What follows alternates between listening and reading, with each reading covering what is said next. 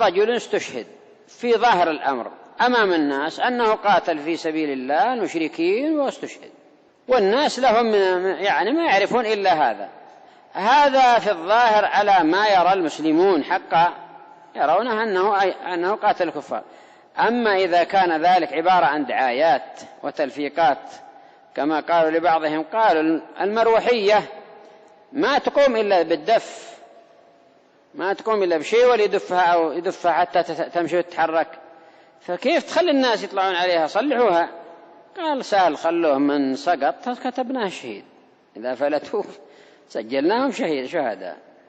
فصارت الشهادة عندهم بمعنى لا قيمة له، ممكن يكتبوا شهيد على أي ميتة كانت ولو تارك صلاة.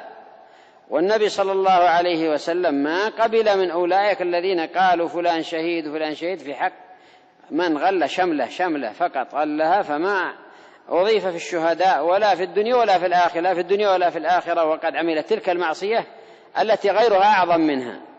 الآن رافض شهيد، وكذلك أيضا تارك الصلاة شهيد، وكل من أرادوا أن يلصقوا في هذا الطابع قالوا شهيد. هذه شهادة سياسية، ليس شهادة مرضية عند الله عز وجل ولا عند صالح عباده. هذه الآن سيست، أمر الجهاد سيس، أمر الشهادة سيست، أمر كثير من الأمور، أمر الدعوة سيس، أمر كذلك أيضا التعليم سيس. لماذا توضع الكاميرات عند الأبواب؟ يدخل يصلي يصور، يدخل يقرأ يصور، يدخل يسمع درس يصور، يدخل يخطب يسمع الخطبة يصور. لماذا؟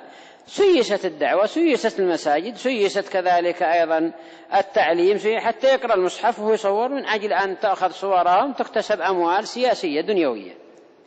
ولما المكسب من هذا؟ بعض المساجد الله ما فيها إلا عشرات، يعني ما كان هناك فيها ما يستدعي إلى هذا، وحتى لما ما كان هذا في الزمن الأول، لكن صارت عبارة عن أعمال سياسية لدنيوية ابتغاء دنيا.